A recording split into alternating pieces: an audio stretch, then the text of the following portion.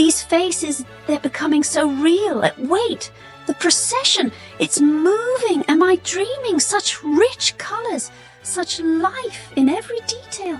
I am so excited. What could it be? Maestro Gozzoli himself? Benvenuta, signorina. It is an honor to have you here. I confess it brings me joy to see a young mind captivated by my work. This chapel in particular, it holds precious memories. Maestro Gozzoli, the honor is all mine, truly. Your journey of the Magi has fascinated me for so long. I mean, I've spent countless hours studying the details in books, but to actually see it in person, it's... wow. Yeah. There are no words. Grazie. The details, yes. They are the heart and soul of a painting, wouldn't you say? Every brushstroke, every color, every gesture tells a story. Precision is a virtue, you see. Something I learned from Lorenzo Ghiberti himself, working on those magnificent gates of paradise. And of course, before that, I had the privilege of training with Fra Angelico at San Marco. He taught me to capture the divine in colors, to make the sacred come alive. Oh, that must have been incredible. To learn from such masters, what a foundation. But this chapel, it feels different.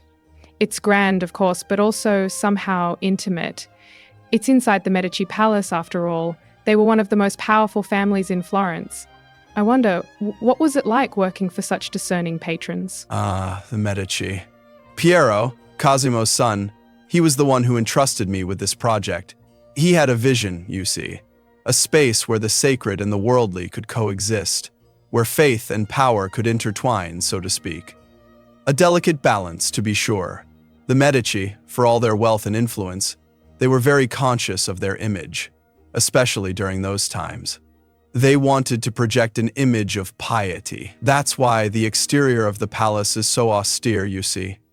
But inside these walls, well, here they could express their magnificence. It's like they're saying, we may be devout, but we are also forced to be reckoned with.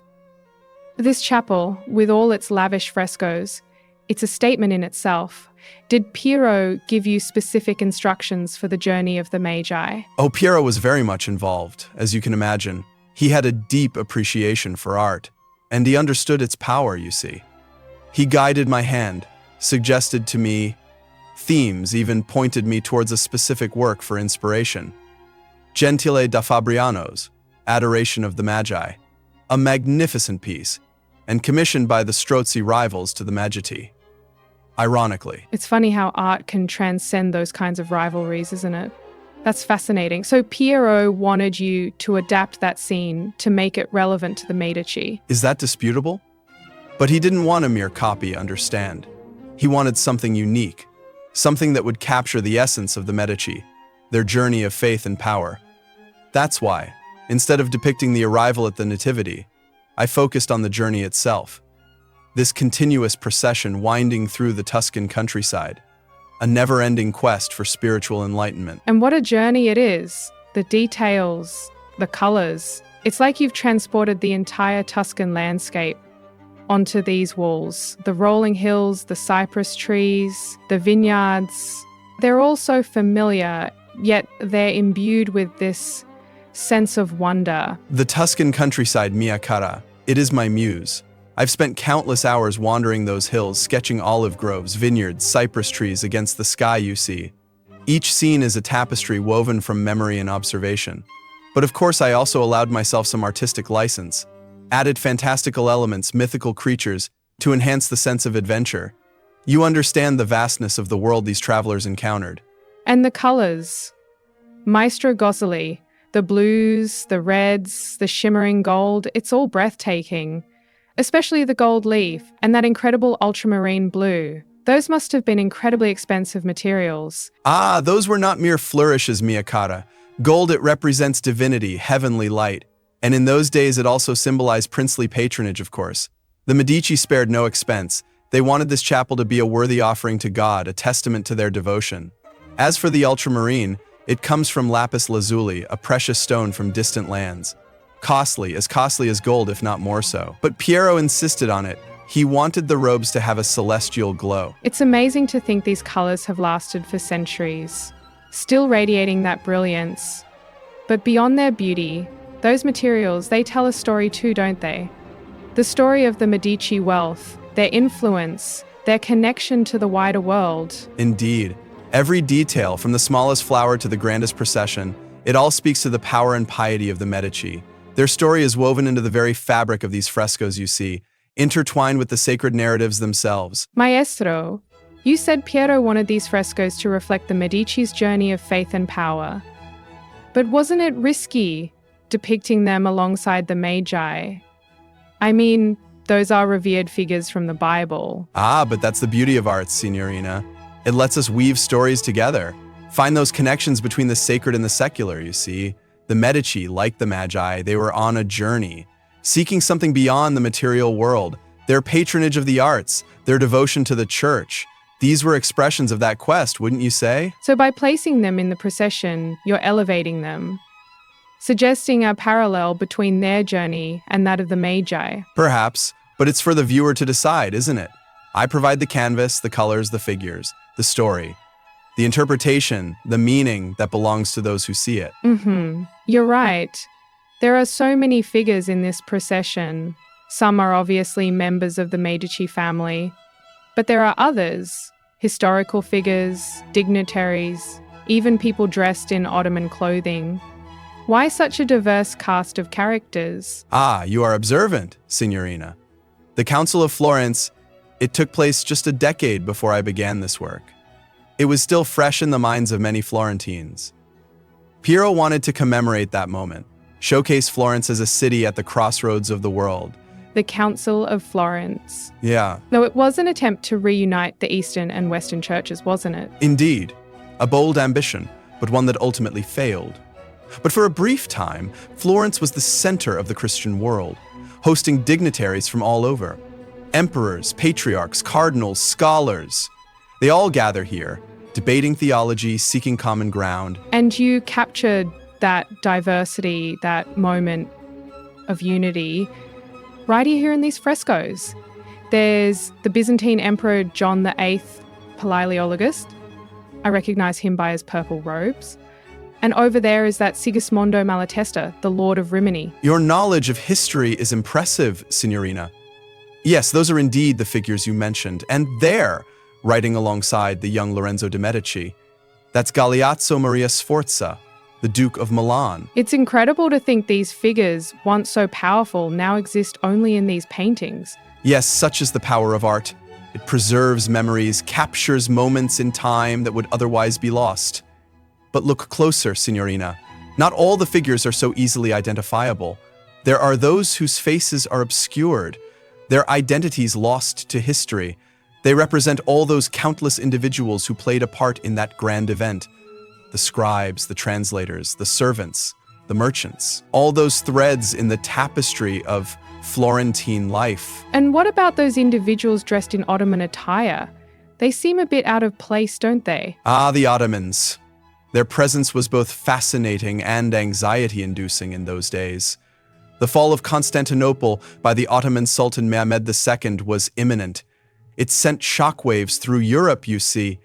The Christian world felt threatened, vulnerable. So their inclusion here, it's a reminder of that tension, that clash of civilizations. Perhaps, but it's also a recognition of the reality of the world, the interconnectedness of cultures, even those in conflict. Florence, despite its Christian roots, was open to trade and diplomacy. Merchants from the East, emissaries from foreign lands, they were all part of the city's fabric. To exclude them would be to deny the complexities of the world, wouldn't it? It's a bold statement, Maestro, including them in a work commissioned by the Medici. Weren't she worried about controversy? An artist must be true to his vision, Signorina. To censor, to shy away from difficult truths, that would be a betrayal. Besides, I believe Piero understood. He understood the importance of acknowledging the wider world, those forces shaping Florence. The Ottomans, yes, they were a threat, but also a trading partner, a source of exotic goods and knowledge. To ignore them would be to deny reality. And speaking of reality, Maestro, your attention to detail in the natural world is astonishing. Every flower, every leaf, every animal, So precise. What inspired this meticulous approach? La natura. God's greatest creation, wouldn't you say? A source of endless wonder and inspiration. To capture its beauty, those intricate details, it's an homage to the divine hand that shaped it. And let's not forget the practical purpose. These frescoes, they're meant to transport the viewer, immerse them in the world of the Magi. What better way to achieve that than by recreating the landscape they traveled through? The plants and animals they encountered? You've even included some rather exotic creatures, those leopards, for example. They're not exactly native to Tuscany, are they? True, Signorina. But remember, this was a time of expanding horizons. Explorers venturing to distant lands, bringing back tales of strange and wonderful creatures. The leopard, with its beauty and ferocity, it captured the imagination. Their presence here adds a touch of exoticism, a reminder of the world beyond Florence. And of course, there's the symbolism.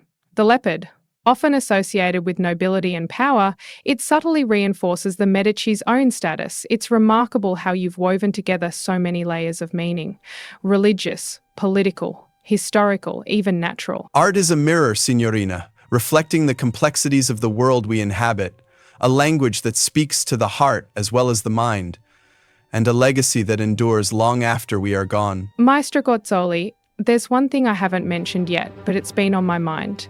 You've included yourself in the procession. Not once, but twice. You noticed. Well, an artist has a right to leave his mark, don't you think? It's a bold move, Maestro. Some might even call it vanity. Perhaps a touch, Signorina. But it was also practical, you see. These frescoes, they're not just decorations.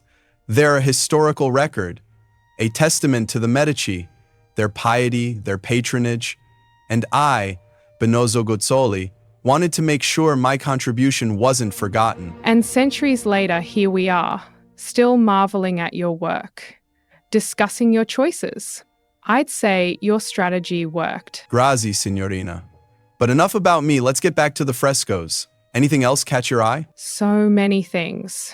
But the most intriguing, I think, are the orange trees. They're everywhere. Almost like a hidden message. Ugh, the orange trees. More than just decoration, mia cara. The orange tree with its golden fruit. It was a symbol of the Medici family. A reference to the Pali on their coat of arms, you see. A subtle reminder of who commissioned this work. The power behind this spectacle. So, not just beautiful trees, but a symbol of Medici influence, woven right into the religious narrative. Precisely. Art and politics always intertwined.